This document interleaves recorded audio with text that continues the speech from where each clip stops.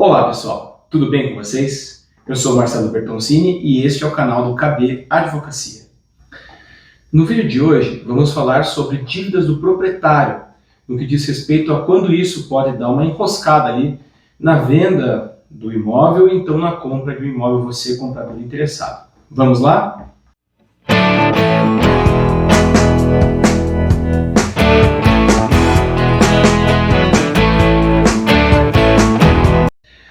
Bom, pessoal, então é importante destacar algumas questões iniciais relacionadas aí a dívidas do proprietário. Bom, vejam só, como a gente escreveu no material que está no nosso site, bem como ali no vídeo anterior do canal, dívida do proprietário é algo que tem que ser muito bem visto antes de fazer ali a compra e venda do imóvel. Por quê? Porque pode ser que aquele imóvel que está sendo vendido ele esteja comprometido já com alguma dívida anterior do proprietário. E isso pode significar o erro de melar ali o seu negócio, né? Dizendo uma palavra bem direta e coloquial aí, tá bom? Como é que eu verifico isso? Bom, matrícula do imóvel, pessoal, sempre peço atualizadas, não esqueçam, bem como as certidões do vendedor.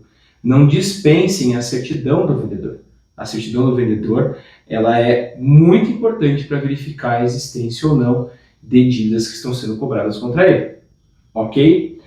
Bom, uma questão aqui, e como a gente vai trabalhar isso do ponto de vista de problema e possível solução, é a seguinte: processo judicial. Veja, no vídeo de hoje a gente está falando sobre dívidas do proprietário. Quando se pedem as certidões do proprietário, para além da matrícula do imóvel, pode ser que sejam encontrados alguns processos ali, os números de processo. Ele tem uma ação contra ele na vara tal, da cidade tal, do estado tal. Veja, isso, lógico, deve ligar o alerta de quem está comprando. No entanto, não é por conta disso que é necessário se deixar de fazer o negócio. E por quê? Vejam, pessoal, pode ser que a pessoa, o vendedor, que é a pessoa A, tenha se envolvido num acidente de trânsito com a pessoa B. Pode ser que a pessoa A, que é o vendedor, esteja envolvida, tenha se envolvido num acidente de trânsito com a pessoa B. Presumindo que a pessoa A bateu no carro da pessoa B, e não chegaram a um acordo de como arrumar isso, a pessoa B vai lá e entra com uma ação contra a pessoa A. Essa discussão está acontecendo no âmbito de um processo judicial. Por isso entrou com uma ação contra A, ok? Só que enquanto não houver as definições relacionadas ao processo, ou seja, não houver uma sentença, não houver um acordo, uma decisão de um recurso, enquanto não tiver transitado em julgado essa discussão sobre o acidente, não há que se falar de que o vendedor, a pessoa A, é devedor da pessoa B. Por quê? Porque a questão está em discussão. A pessoa A vai se defender, pode ser que a pessoa B entre com a ação dizendo, ele furou minha preferencial, mas quem furou a preferencial na verdade foi a pessoa A, não foi a pessoa A, foi a pessoa B. Veja, então todas essas questões de discussão do processo podem levar não necessariamente ao sucesso de quem propôs a ação, ou seja, da pessoa B. Pode ser que a pessoa B perca a ação, mesmo o A tendo sido réu. Ok? Isso significa o quê? Que se for esperar ou perder o negócio por conta disso, você perdeu uma boa oportunidade, às vezes, de fazer a compra e venda, participar de uma compra e venda do imóvel, ou seja, fazer a compra daquele imóvel, simplesmente porque você viu que tinha uma ação contra a pessoa A. Ok? Então, é importante avaliar se essa ação de discussão da questão ainda ali, que a gente chama de processo de conhecimento, está terminada ou não, se já houve ali o trânsito em julgado, e se a pessoa B ganhou de fato, se a pessoa B ganhou de fato, ela já está executando, pedindo o cumprimento de sentença da pessoa contra a pessoa A, que aí sim a pessoa A passa a ser devedora. Então vejam, é importante verificar essa questão do processo. Vamos reiterar isso mais uma vez, depois de eu falar sobre o seguinte. Vejam, a partir do momento que o processo de conhecimento terminou, pode-se começar o cumprimento de sentença.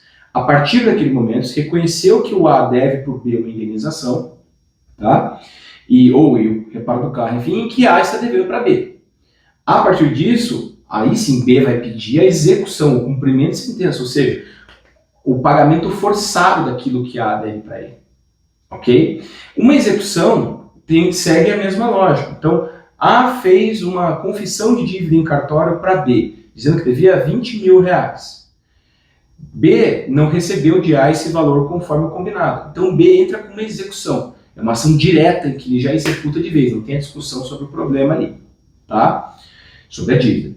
Então, veja, se você encontrar um processo, aí sim, em que A é devedor de B, já numa execução ou num cumprimento de sentença, aí sim, a venda do imóvel pode estar comprometida. Por que pode?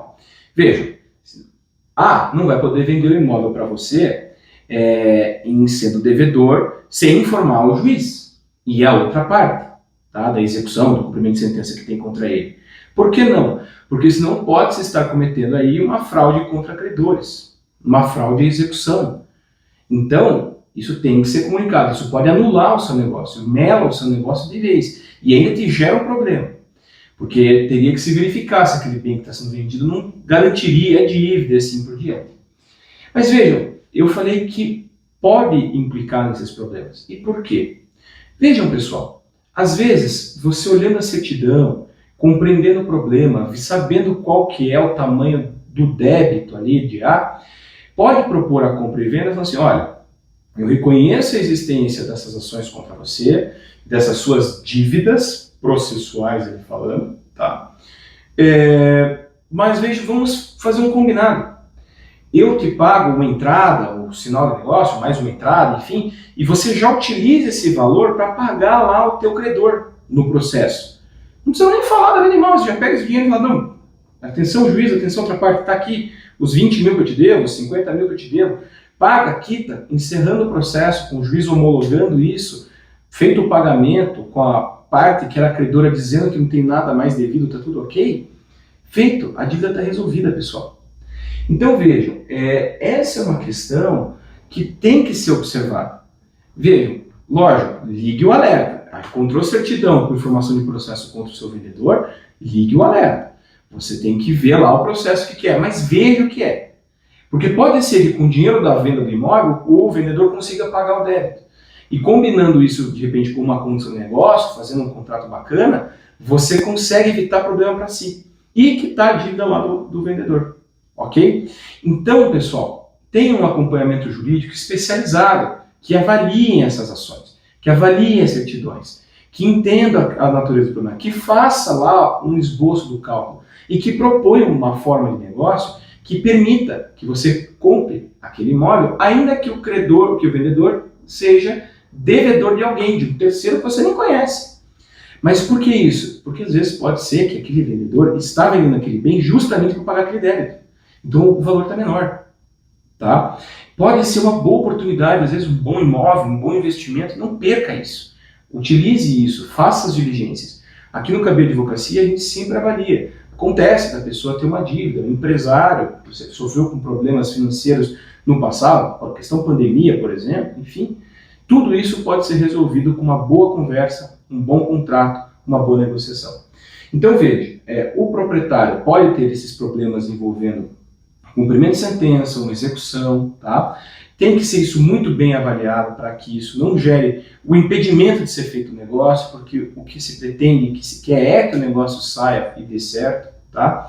E sempre avaliem as matrículas. Pode ser, às vezes, daí já algum problema maior, uma dívida ali, envolvendo ter dado o imóvel em garantia. Como o imóvel garante a dívida, é a coisa mais difícil, às vezes aí já é uma dívida maior, mais pesada.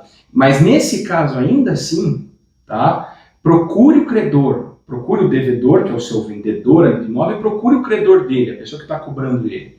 Procure o banco. Fala, olha, ele está querendo vender, a gente salva o débito assim, resolve na conta, vamos lá e tal. Porque tudo é possível ali de ser feito, mas tem que ser feito com segurança, sabendo o que é, com o devido acompanhamento jurídico. E, tá? Para que você tenha eficiência e a garantia de que aquela dívida não vai virar um fantasma sobre a compra do seu imóvel. Pessoal, para o vídeo de hoje era isso. Eu agradeço a participação de todos no canal. Continuem ali a seguir a gente, ativar o sininho, compartilhar o material, o conteúdo, ok? críticas, sugestões, o que quiserem comentar ali, deixem para nós que a gente pode avaliar e de repente tratar como próximo assunto, um vídeo tirando dúvidas e tudo mais. Tá certo? Muito obrigado pela participação e nos vemos no próximo vídeo. Até lá!